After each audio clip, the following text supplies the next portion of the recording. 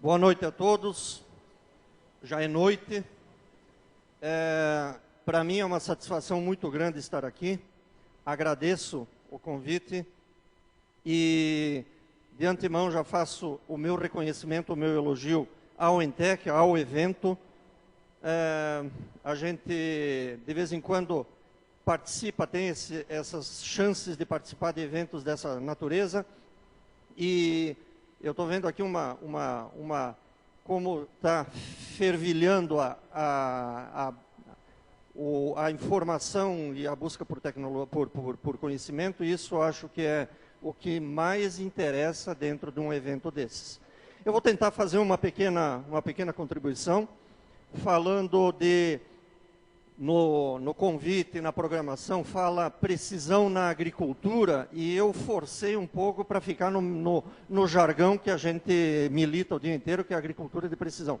Mas eu volto a falar do inverso até o fim da nossa conversa. Eu conversei com algumas pessoas aqui fora, alguns conhecidos, e tentei captar mais ou menos em que ponto está o assunto aqui na região. Nada do que eu vou falar é novo, todos vocês já ouviram falar, mas eu vou provocá-los para a gente discutir um pouquinho mais um tema que é palpitante e que é por isso que vocês esperaram até agora para ouvir. O que é a agricultura de precisão? Esse jargão, essas palavras que foram pela primeira vez veiculadas e utilizadas lá no final dos anos 1980 lá fora, nos países lá do hemisfério norte. Aqui no Brasil, pela primeira vez em 1995, 96, a primeira vez que se viu um banner com a palavra agricultura de precisão no Brasil, lá por 95, 96. O que é? A base dessa história é: nós fazemos agricultura pela média. Aqueles que ainda não entraram nesse assunto aí. O que é fazer agricultura pela média? É aquela velha história de fazer uma amostragem, caracterizar uma grande área e fazer uma dose única, uma recomendação única e um tratamento único. Isso é fazer agricultura pela média. E depois colher X sacos por hectare, pela média. Tá?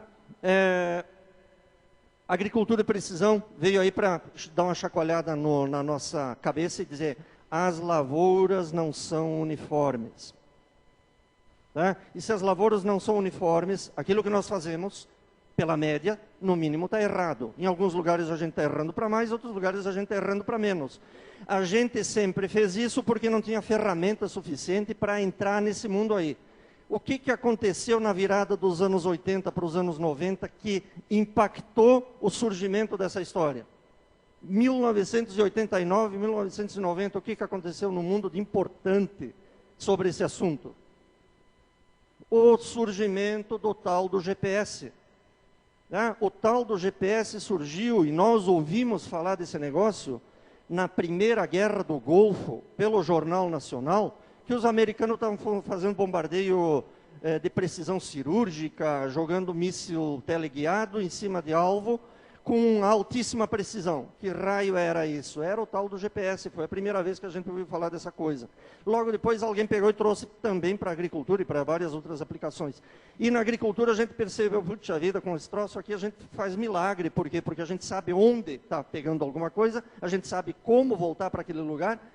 E aí surgiram as práticas, as técnicas que hoje nós estamos difundindo por aí e chamando de agricultura de precisão. As lavouras nunca são uniformes. Esse que é o problema. E pode pegar 2 pés de alface no fundo do quintal, não vai ser, o canteirinho não é uniforme. A questão está não no fato de eu não enxergar que a lavoura não é uniforme, ou não admitir que a lavoura não é uniforme. A questão é muito mais profunda e nós vamos ter que conversar um pouquinho. Pegar esse típico talhãozinho de milho pequeno e humilde, que não se compara aos de vocês, porque esse aí tem uns 20 e poucos hectares. Mas em 20 e poucos hectares, eu estou enxergando milho produzindo 2 toneladas lá no vermelho, e milho produzindo 6, 7 toneladas lá no verde, espaçado aqui de uns 500 metros, mesma variedade, mesmo dia de plantio, mesmo dia de colheita, como é que pode a gente se contentar com esse tipo de realidade? Como é que pode eu tratar isso aqui igual a isso aqui? Esse é o puxão de orelha que esse fato nos apresenta. Então, mais um desafio para vocês, para nós, como é que eu lido com essa coisa aí? Então, a gente tem que aprender agora a, primeiro, medir esse troço aí. Segundo, entender por que isso aí acontece. Terceiro, como tirar proveito disso aí. Nunca pensem, e isso tem sido uma verdade, uma inverdade circulada por aí, nunca pensem em uniformizar uma lavoura. Uniformizar na produtividade. Né? Não é uma estratégia racional, não é uma coisa bem pensada, uniformizar a produtividade de uma lavoura. Porque tem fatores aí que estão fora do controle da gente. Se tu te meter a uniformizar isso aí, tu vai à falência. Tu tem que aprender a tirar proveito da desuniformidade. Tirar proveito da desuniformidade significa remanejar fertilizante, colocar mais onde está produzindo mais, menos onde está produzindo menos, no mínimo. Tá? E aí vem então os desdobramentos todos da tal da agricultura de precisão. Que eu vou resumir dizendo que a agricultura de precisão é gerenciar as lavouras considerando que elas não são uniformes, levando em consideração a variabilidade espacial. Uma definição bem simples. Vocês percebem que eu aqui não coloquei piloto automático, não coloquei barra de luz, não coloquei controle de seção de barra, não coloquei um monte de coisas que vêm de carona. Eu estou falando da essência. A essência é como encarar aquilo que o Dirceu, grande parte daquilo que o Dirceu abordou, só que usando alguma técnica para fazer funcionar. Né? Ou seja, se eu tenho desuniformidade, como tratar essa desuniformidade e tentar tirar proveito dela, sempre que ela for relevante.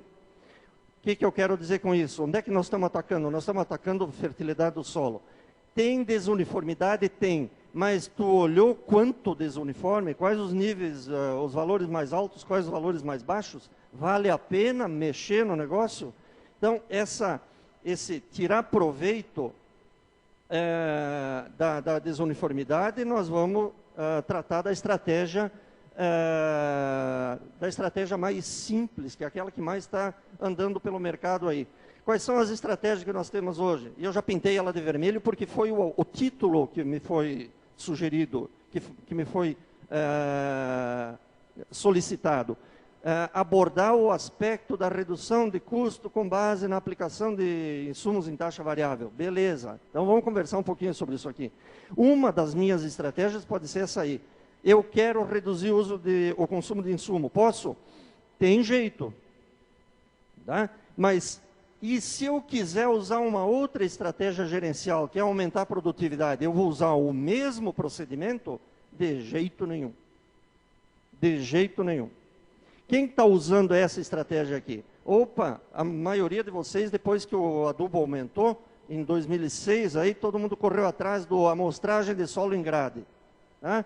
Para tentar diminuir o uso de insumo. Beleza, então dá para fazer? Dá. Agora, essa estratégia aqui, ela é alinhada com essa aqui? Não obrigatoriamente. Tá? Se eu quero tratar de aumentar a produtividade, muito provavelmente eu vou ter que trabalhar com alguns adicionais. Tem ainda outras estratégias, melhorar e aumentar a sustentabilidade do sistema e melhorar a qualidade do produto. Eu posso trabalhar só para melhorar a qualidade do produto.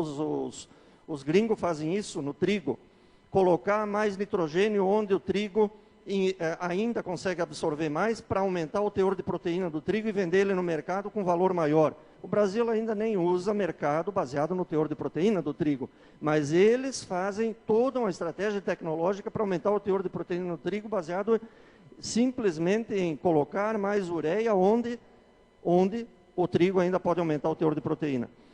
Aumentar a qualidade. E por último, o que todo mundo quer, de um jeito ou de outro, em uma ou outra, aumentar é lucratividade. Ok. O que nós estamos fazendo hoje aqui no Brasil, em termos de agricultura de precisão? Nós estamos fazendo gerenciamento da aplicação de calcário, fósforo, potássio e gesso com base em amostragem de solo em grade. Essa amostragem de solo em grade está difundida pelo meio de vocês, muita gente aqui provavelmente já adota, já utiliza. E eu não quero ser aqui apenas o divulgador dessa técnica, que eu vou explicar em 2 minutos o que mais ou menos é feito, mas também quero ser um crítico dessa técnica. Por que um crítico? Porque nós todos temos que estar cientes de que ao fazer isso aí, nós estamos olhando apenas para o solo.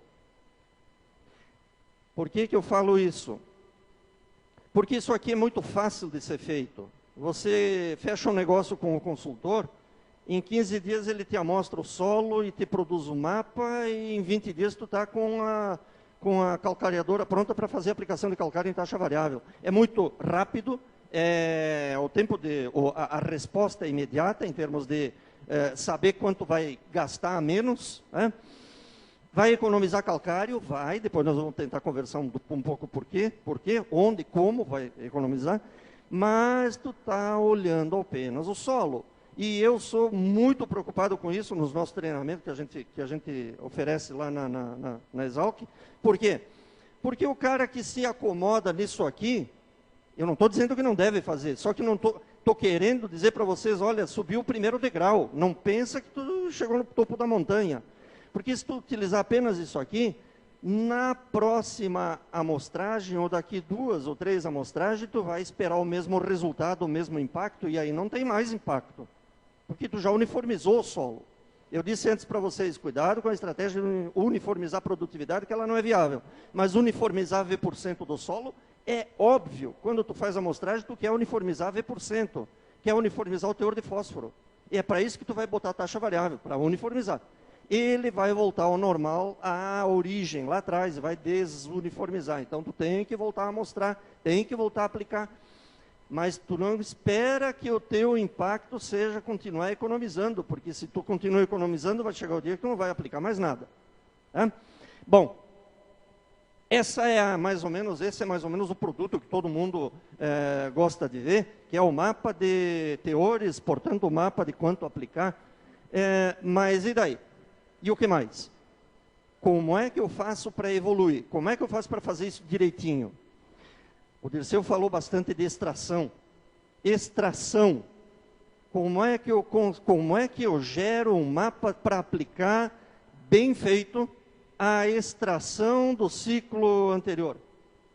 Poxa vida, todos nós sabemos disso. Só que nós não estamos fazendo, que é o tal do mapa de produtividade.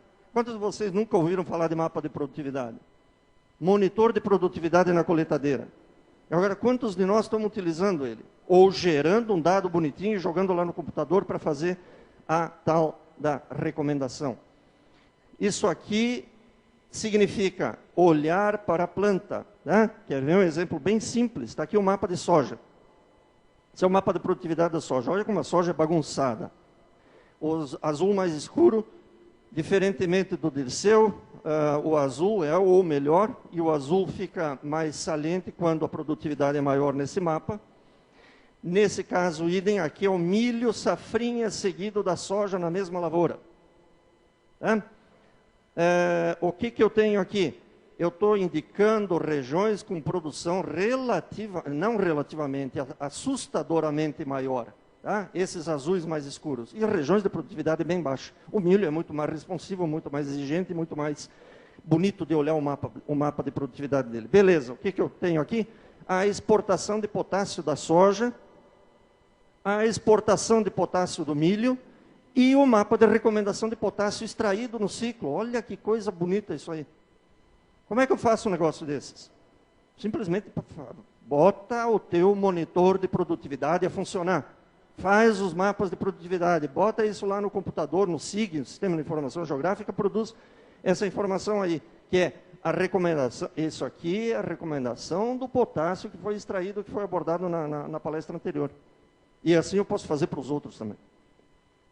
Vejam o grau de detalhamento desse mapa aí. tá? Que não tem nada a ver com aquele grau de informação dos mapas obtidos com amostragem de solo. Eu não estou dizendo que aquele não é importante, eu estou dizendo que esse aqui é muito mais verdadeiro do que aquele. E, portanto, muito mais confiável. E aqui eu estou repondo exatamente o que eu tirei. E depois boto lá o delta de reposição do solo. Quando a gente investe um pouquinho em mapa de produtividade, e eu bato em cima desse assunto, mapa de produtividade, desde 1900 e pedrinha, porque faz muito tempo que a gente trabalha em cima deles, e a gente considera ele como a informação mais importante. Lá no passado a gente falava de mapa de produtividade e não sabia dizer para que ia usar. Né? Eu estou tentando dizer para vocês, isso aqui é a utilização imediata. E se eu tenho os mapas de produtividade, eu posso fazer relações entre causa e efeito. Quem é a causa? Quem é o efeito? O efeito é a produtividade. Quem são as causas das manchas de produtividade? Não sabemos. Na maioria dos casos, a gente não sabe explicar um mapa de variação. Um mapa de produtividade de uma lavoura, na maioria das vezes, a gente não sabe explicar as causas. E se a gente não sabe explicar as causas, nós estamos falhando, dando chute na hora de fazer as intervenções. Em termos de entender o que é fazer agricultura de precisão, é um negócio trabalhoso, é vestir a camisa e fazer a coisa funcionar. Vestir a camisa e fazer a coisa funcionar significa ficar coletando dado, analisar bem esses dados, ou eu, ou meu filho, ou alguém, ou um consultor, alguém vai ter que analisar esses dados, extrair dos dados informação, fazer de dado virar informação, informação virar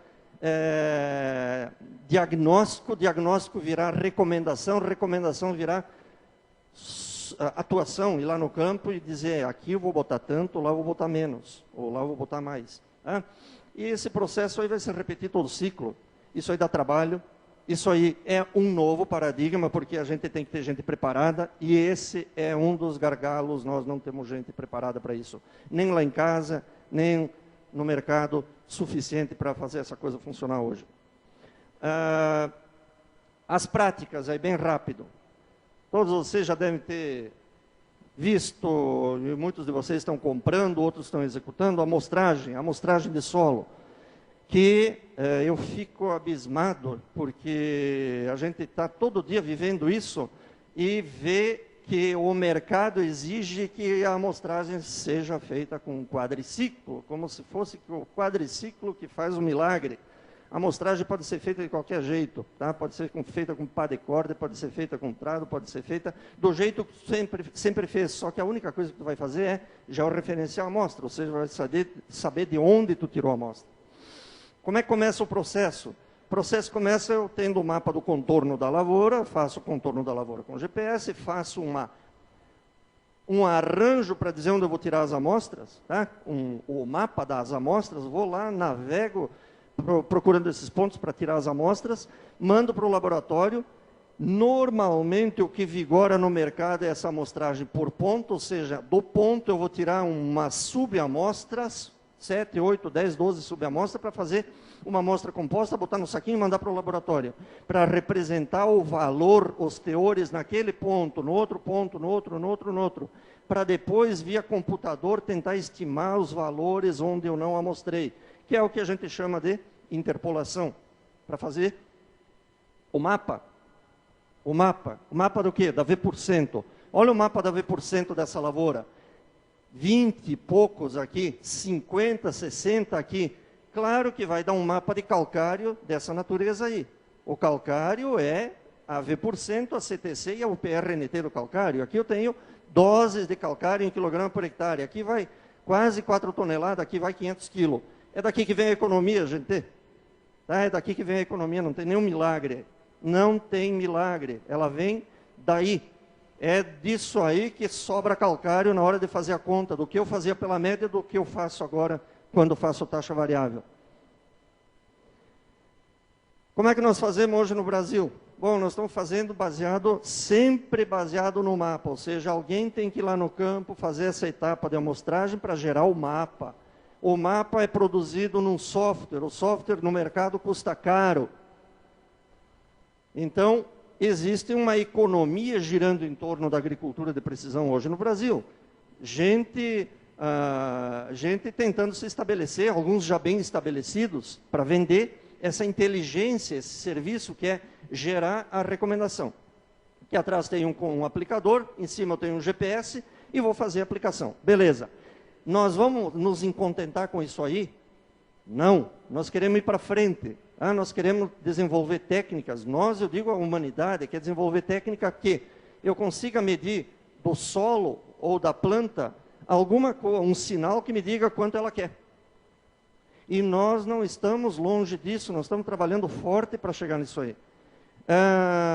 Dos 3 elementos importantes NPK, um deles já está praticamente resolvido, que é o nitrogênio, embora aqui no Brasil a gente não tenha dado muita bola para ele. Isso aqui é aplicação de nitrogênio sólido, líquido, amonianidra, baseado em sensor de planta. O que é o sensor de planta? É um sensorzinho que está jogando uma luz num comprimento de onda definido em cima da planta. A planta está refletindo aquela luz para o sensor e ele está dizendo para a máquina, aplica mais, aplica menos, porque a planta responde naqueles 2 comprimentos de onda, que é no vermelho e no infravermelho próximo, ela responde e tem uma relação muito forte com a produção de massa. Eu estou produzindo massa, eu preciso de mais nitrogênio. Ela pede mais nitrogênio, a máquina aplica mais nitrogênio onde precisa mais. Isso aqui já é aqui no Brasil. Está aí um outro sensor, esse sensor é europeu, os anteriores eram americanos. Nós estamos trabalhando forte nisso aí. O sensor está medindo e a máquina está aplicando, tudo na mesma operação, na mesma passada. Nitrogênio, manejo de nitrogênio altamente sofisticado, pode-se dizer, para tentar colocar a dose certa no momento que eu estou escaneando a lavoura, que eu estou passando por cima da lavoura. Bom, isso aí são coisas que vêm vindo, tá? Isso vem vindo. E eu botei aqui uma foto já brasileira para dizer para vocês que isso já não é coisa só dos outros. Falar um pouquinho da aplicação em taxa variável que vocês estão fazendo, que nós aqui no mercado estamos fazendo, que é aquela ainda baseada por mapa. E aqui está a nossa máquina velha, a máquina conhecida, que ela e os parentes dela são todos iguais. Nós temos o quê? Nós temos uma máquina que tem um mecanismo dosador, esteira com comporta, e um mecanismo distribuidor, disco duplo, disco centrífugo. Esse mecanismo aqui, esteira com comporta, define o quê? Quando eu regulo para definir o quê? A gente diz dose, mas não é dose, é vazão. É vazão. Quilo por segundo que vai sair lá atrás. Tá? Vazão. Esse mecanismo aqui define o quê? Que não tem nada a ver com aquele outro. Os 2 discos definem o quê? Largura. E, portanto, uniformidade. Tá? Largura. Se eu botar a largura e a vazão, eu tenho dose. Ok. O mercado brasileiro resolveu desenvolver controladores, o mercado mundial, resolveu desenvolver controlador para controlar a aplicação baseada no mapa, atuando na velocidade da esteira, botando motor hidráulico para atuar na velocidade da esteira. Mas podia ter sido motorzinho elétrico para atuar na altura da comporta. A indústria se explica e diz, olha, nós somos mais hidráulica do que elétrica, lá no galpão a turma domina mais hidráulica do que elétrica, ponto final, vamos tocar na hidráulica. Tá? Então a solução está girando mais em torno de motor hidráulico, tocando a esteira, e aí a gente tem velocidade variável. O que é um controlador? Por que eu estou falando isso? Porque, por incrível que pareça, nós estamos aqui na região, na grande região produtora de grãos, que tem uma resistência ainda muito grande à adoção dessa tecnologia que é muito simples, um controlador de taxa variável, uma caixinha preta. Essa caixinha preta, que é uma CPU, um processadorzinho, que tem uma entrada para mim enfiar o mapa. O que é o mapa?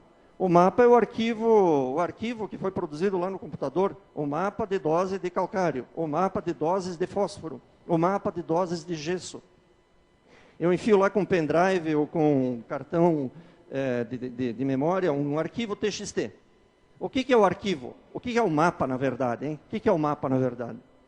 É um arquivo que tem latitude, longitude, dose. Latitude, longitude, dose. Latitude, longitude, dose.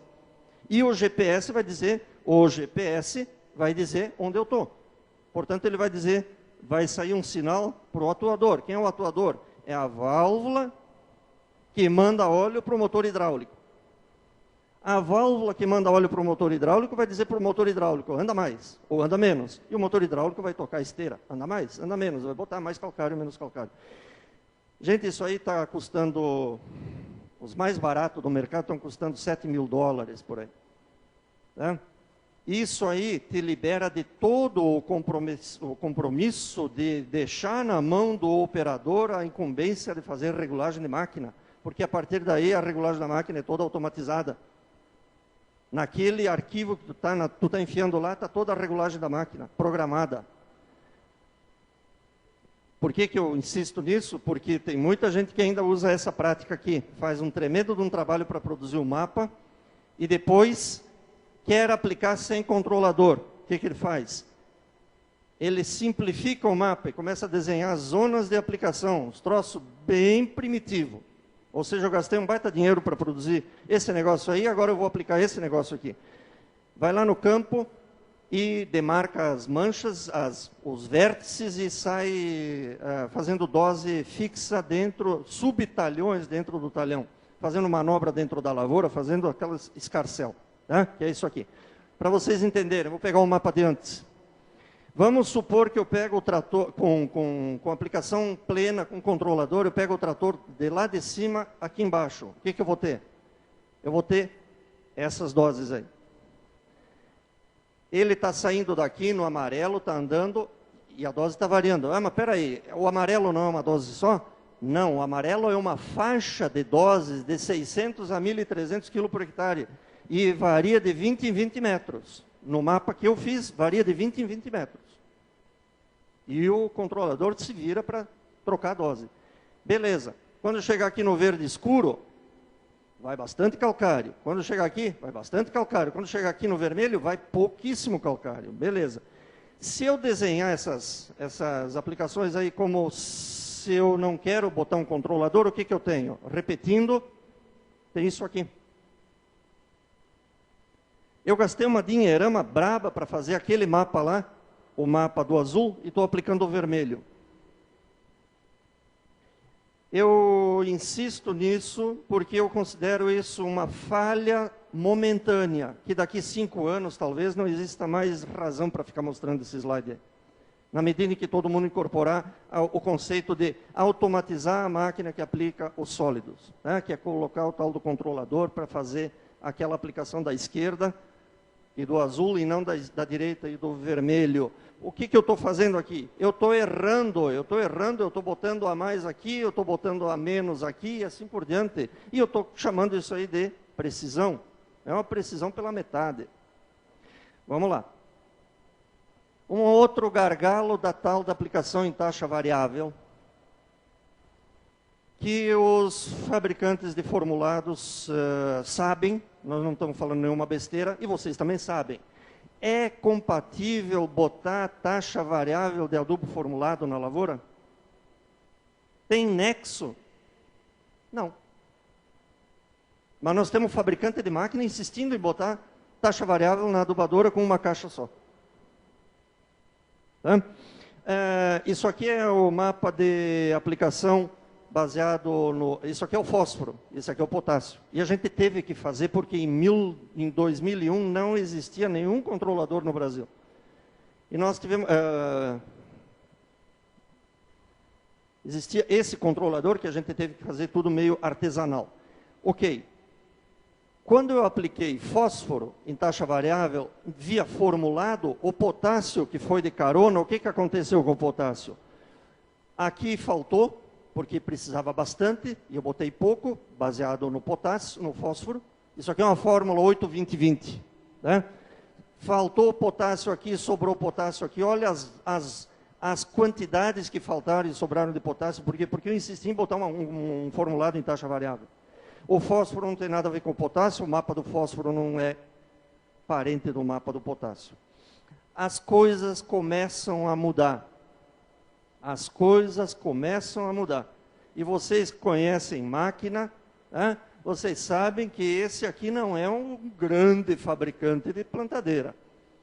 Mas ele deu um pontapé na canela dos grandes. Porque foi o primeiro a botar no mercado uma máquina com 3 caixas. Uma para fósforo, uma para potássio e, se eu quiser, uma para nitrogênio, o dia que eu tiver mapa de recomendação de nitrogênio. Porque aqui eu troco a pipoqueira por caixinha de semente. E aí também posso botar semente em taxa variável. Estou mostrando isso para vocês para dizer, vocês é que tem que exigir. Daí os fabricantes vão reagir.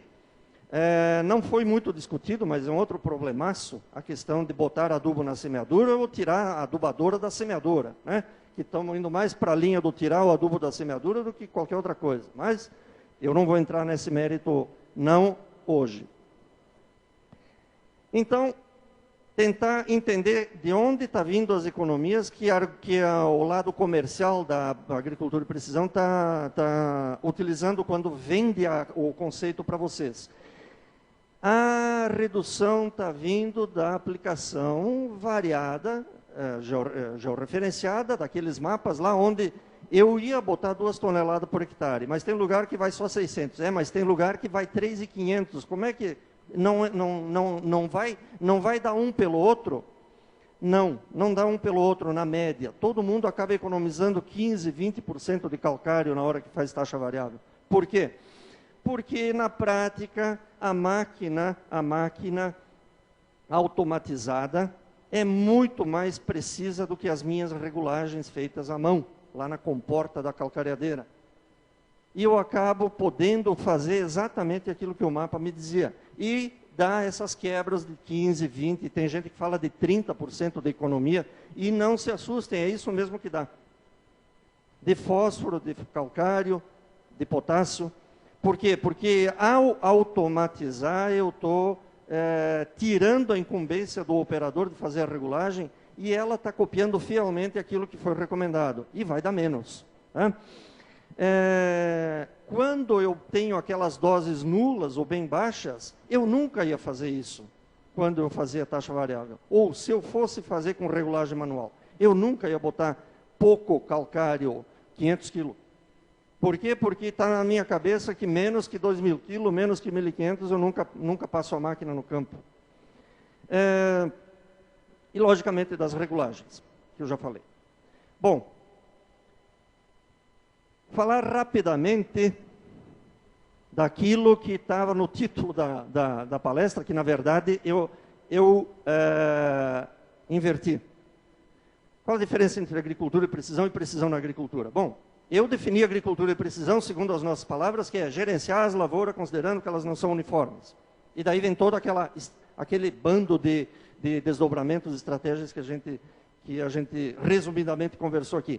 E o que é precisão na agricultura? Puxa vida, é um degrau bem mais alto. É um degrau bem mais alto. E daí eu bato na porta das tecnologias para usar tecnologias para fazer operações com mais precisão. Eu vou pegar apenas 2 exemplos, só para explicar o nosso entendimento dessa história toda.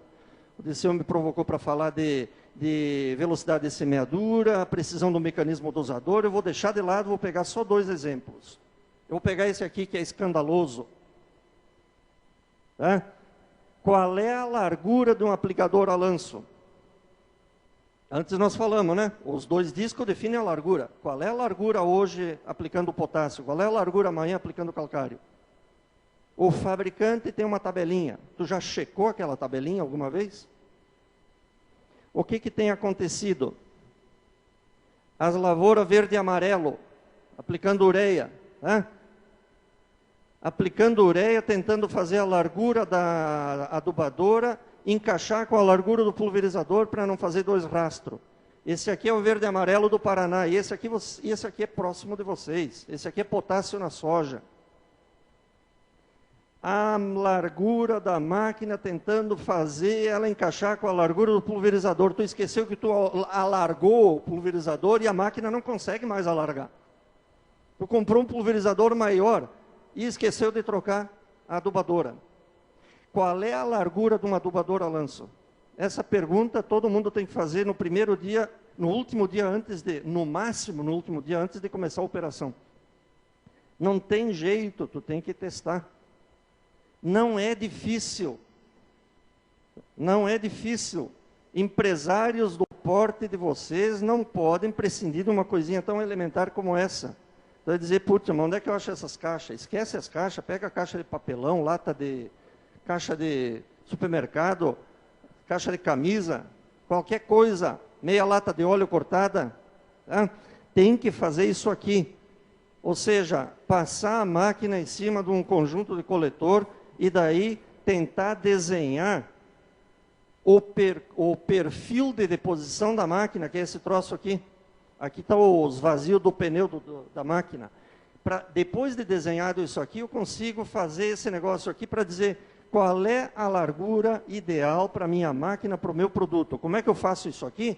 Isso aqui é coeficiente de variação, isso aqui é a largura, todas as larguras que eu quiser testar nessa máquina. A partir daqui, o que esse gráfico está me dizendo? Vamos supor que eu aceite, e todo mundo recomenda, um coeficiente de variação, ou seja, uma desuniformidade transversal do meu calcário ou do meu potássio na soja, de 15%. Coeficiente de variação, desuniformidade de 15%. Então, eu venho aqui no 15%, qual é a máxima largura dessa máquina para 15% de CV? É essa aqui, 22 metros, 22 e pouco. Essa é a largura dessa máquina para esse produto aí. Quanto tempo eu gasto para fazer um negócio desses aí? Eu devo gastar aí uma meia hora para entre montar, coletar, pegar uma balancinha, pesar, ir lá no Excel, digitar e produzir essa curva. Vocês vão coçar a cabeça, porque para fazer essa curva aqui não é coisa muito trivial. Eu sugiro, isso aqui é um programinha que nós disponibilizamos de graça, entra aqui nessa página aqui, você pega o Adulanço, esse programa aqui, tu entra com os valores e ele te faz a curva, e tu já sai com a largura efetiva. Tem uma apostilinha lá, um manualzinho de uso dele, feito pelos meus alunos, um negócio bem pé no chão, tá? Bem pé no chão. Vai lá, dá download e faz esse negócio funcionar. Pega umas caixinhas lá no galpão e faz esses testes para a máquina sempre que tu troca de produto.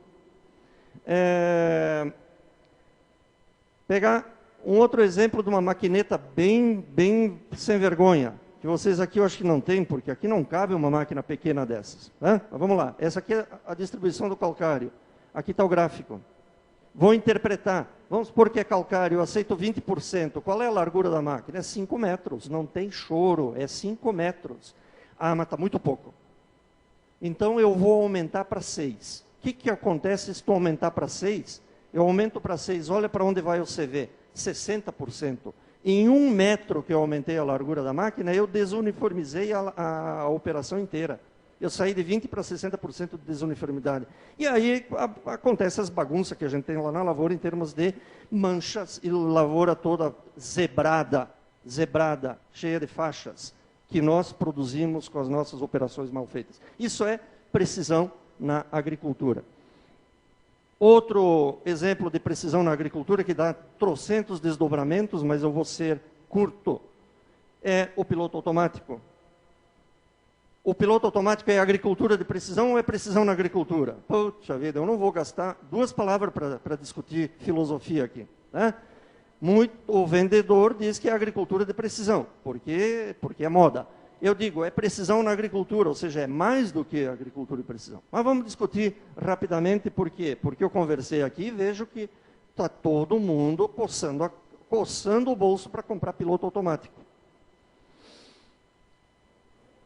É uma tremenda de uma ferramenta para precisão na agricultura. Então, eu vou tentar exercitar rapidamente algumas coisas do que a gente enxerga sobre piloto automático, que é um negócio que está bombando por aí. Antes disso, deixa eu fazer um comentário negativo, ou seja, um comentário que deixa a gente um pouco encucada. Para quem é que foi desenvolvido o piloto automático? Sob encomenda. Foi desenvolvido para o agricultor norte-americano e europeu. aquele cara que faz agricultura familiar aos moldes deles, que é ele que opera o trator, é ele que colhe, né? E a mulher dele que dirige o caminhão na hora da colheita, e ponto final, são eles dois que tocam a fazenda. Ele quer conforto, ele pode pagar, ele encomendou, a indústria fez, piloto automático. É uma maravilha, o cara passa o dia dentro da cabine, fazendo o que ele gosta de fazer, mas ao mesmo tempo ele está na internet, ele está no celular, ele está fazendo planejamento, ele está fazendo contabilidade e não está comprometendo a operação. Esse é o cliente original do piloto automático. Esse é o cara que está operando os tratores que vocês estão botando piloto automático? Não. No Brasil o mercado é outro. E vai explicar isso para os vendedores, principalmente os vendedores das transnacionais. Tá? Mas deixando esse comentário de lado, vamos achar os benefícios que nos cabem aqui. Então vamos lá. Aqui vem o grande discurso que o Dirceu tocou durante uns bons minutos da palestra dele. Controle de tráfego. Como é que faz controle de tráfego no Brasil, no Centro-Oeste, que é o lugar onde nós temos tudo para fazer? Tu não faz sem ter uma repetibilidade, ou seja, alguém que te diga, ó, passa sempre aqui. Então, tu vai plantar com o piloto automático e depois vai colher com o piloto automático na coletadeira e depois vai voltar com o piloto automático no ano seguinte no mesmo rastro. Isso é controle de tráfego. Vai fazer isso a olho.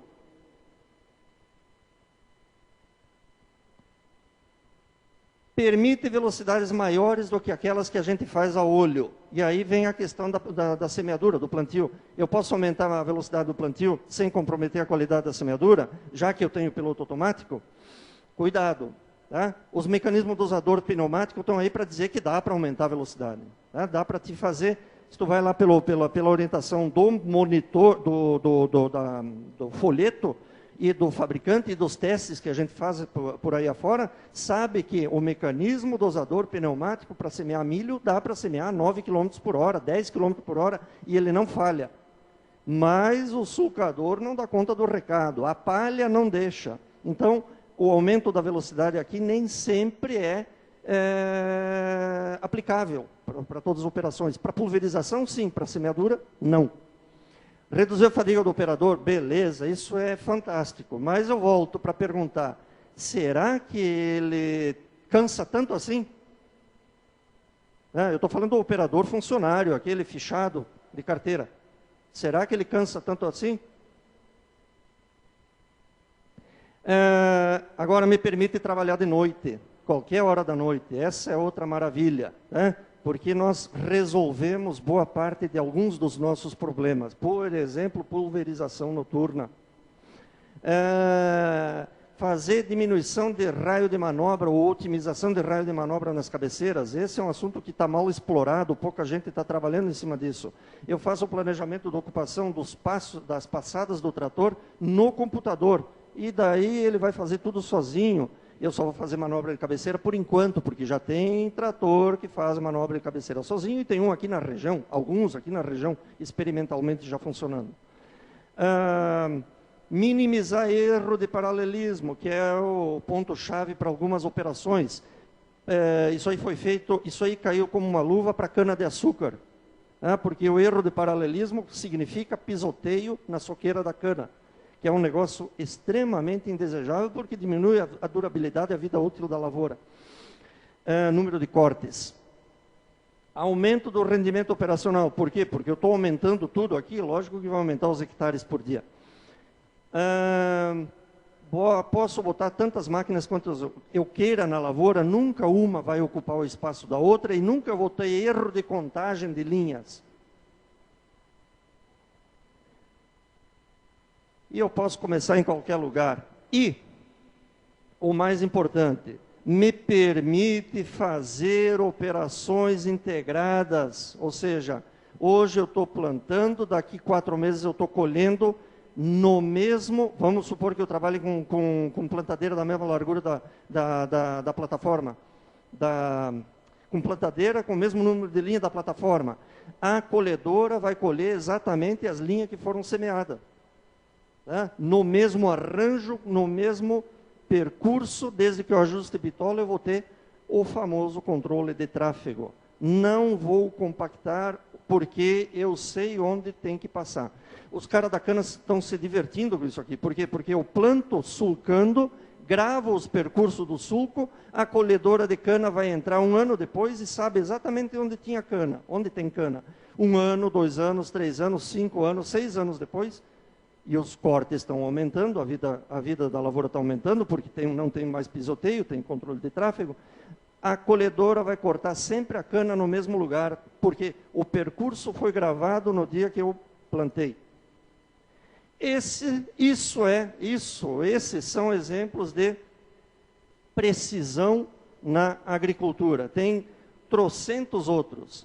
O que eles exigem da gente? Exigem que a gente adote algumas tecnologias um pouco inovadoras, né? Botar GPS dentro da fazenda, ter computador, começar a mexer com software, começar a aprender coisa nova. Esses são os desafios das tecnologias que estão por aí.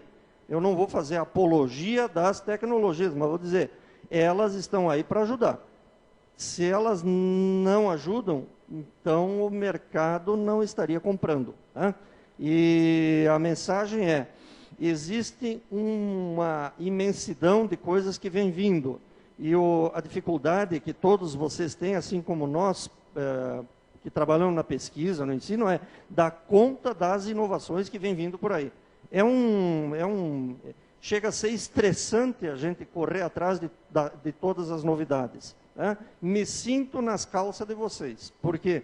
Porque tem que trabalhar para correr atrás, para julgar o que é bom, o que é ruim e para inovar. Se não inovar, sai da competitividade, perde competitividade e fica para trás. Não tem choro, é um negócio como qualquer outro.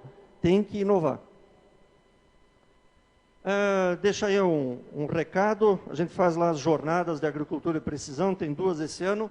E enquanto isso, eu estava sem internet aqui, em setembro, 27 a 29 de setembro, agora, nós temos o Congresso Brasileiro de Agricultura de Precisão. Alguns de vocês, eu sei que são mais dados a esses eventos mais específicos, estão todos convidados, vai ser em Ribeirão Preto, naquele mesmo endereço que eu coloquei, nesse endereço aqui vocês acham o Congresso Brasileiro de Agricultura de Precisão.